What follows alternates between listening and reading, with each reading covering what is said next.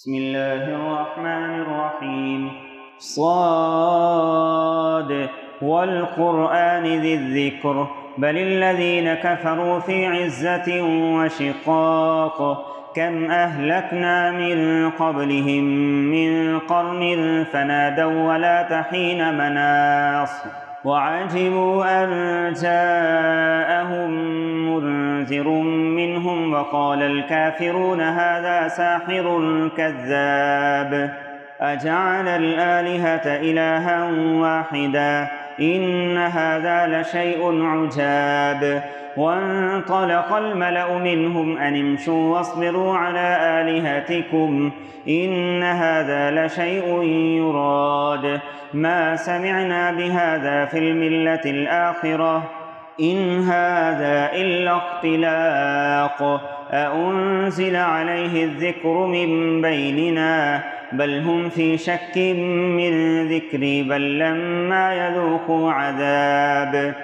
أم عندهم خزائن رحمة ربك العزيز الوهاب أم لهم ملك السماوات والأرض وما بينهما فليرتقوا في الأسباب جند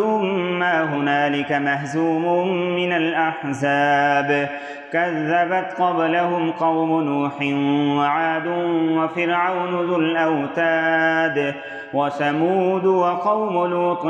وأصحاب الأيكة أولئك الأحزاب إن كل إلا كذب الرسل فحق عقاب وما ينظر هؤلاء إلا صيحة واحدة ما لها من فواق وقالوا ربنا عجل لنا قطنا قبل يوم الحساب اصبر على ما يقولون واذكر عبدنا داود ذا الأيد إنه أواب إنا سخرنا الجبال معه يسبحن بالعشي والإشراق والطير محشورة كل له أواب وشددنا ملكه وآتيناه الحكمة وفصل الخطاب وهل أتاك نبأ الخصم إذ تسوروا المحراب إذ دخلوا على داود ففزع منهم قالوا لا تخف خصمان بغى بعضنا على بعض فاحكم بيننا بالحق ولا تشطط واهدنا إلى سواء الصراط إن هذا أخي له 99 نعجة ولي نعجة واحدة فقال أكفلنيها وعزني في الخطاب قال لقد ظلمك بسؤال نعجتك إلى نعاجه وإن كثيرا من الخلطاء ليبغي بعضهم على بعض إلا الذين آمنوا وعملوا الصالحات وقليل ما هم وظن داود أنما فتناه فاستغفر ربه وخر راكعا وأناب فغفرنا له ذلك وإن له عندنا لزلفى وحسن مآب يا داود إنا جعلناك خليفة في الأرض فاحكم بين الناس بالحق ولا تتبع الهوى فيضلك عن سبيل الله إن الذين يضلون عن سبيل الله لهم عذاب شديد بما نسوا يوم الحساب وما خلقنا السماء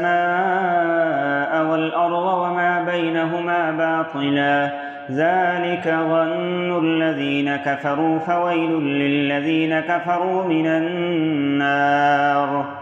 أم نجعل الذين آمنوا وعملوا الصالحات كالمفسدين في الأرض أم نجعل المتقين كالفجار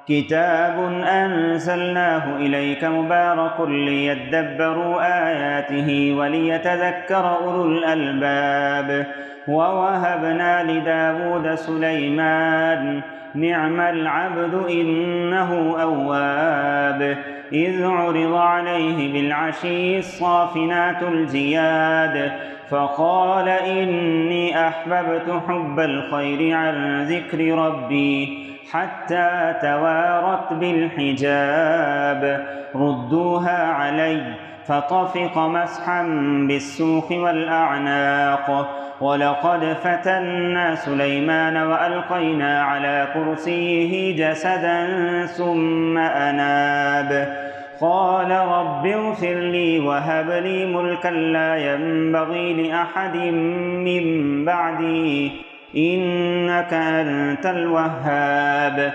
فسخرنا له الريح تجري بأمره رخاء حيث أصاب والشياطين كل بناء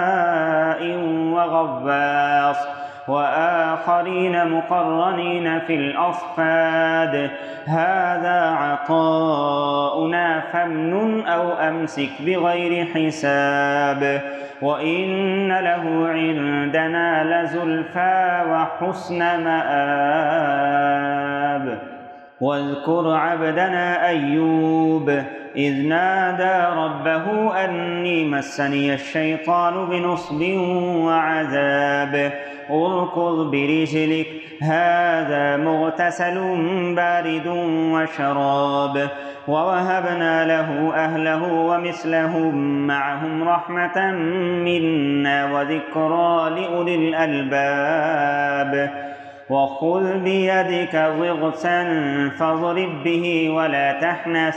إنا وجدناه صابرا نعم العبد إنه أواب واذكر عبادنا إبراهيم وإسحاق ويعقوب أولي الأيدي والأبصار إنا أخلصناهم بخالصة ذكر الدار وإنهم عندنا لمن المصطفين الأخيار واذكر إسماعيل واليسع وذا الكفل وكل من الأخيار هذا ذكر وإن للمتقين لحسن مآب جنات عدن مفتحة لهم الأبواب متكئين فيها يدعون فيها بفاكهة كثيرة وشراب وعندهم قاصرات الطرف أتراب هذا ما توعدون ليوم الحساب إن هذا لرزقنا ما له من نفاد هذا وإن للطاغين لشر مآب جهنم يصلونها فبئس المهاد هذا فليذوقوه حميم وغساق وآخر من شكله أزواج هذا فوج مقتحم معكم لا مرحبا بهم إنهم صالوا النار قالوا بل أنتم لا مرحبا بكم أنتم قدمتموه لنا فبئس القرار قالوا ربنا من قدم لنا هذا فزده عذابا ضعفا في النار وقالوا ما لنا لا نرى رجالا كنا نعدهم من الأشرار أتخذناهم سخريا أم زاغت عنهم الأبصار إن ذلك لحق تخاصم أهل النار قل إنما أنا منذر وما من إله إلا الله الواحد القهار رب السماوات والأرض وما بينهما العزيز الغفار قل هو نبأ عظيم أنتم عنه معرضون ما كان لي من علم بالملأ الأعلى إذ يختصمون إن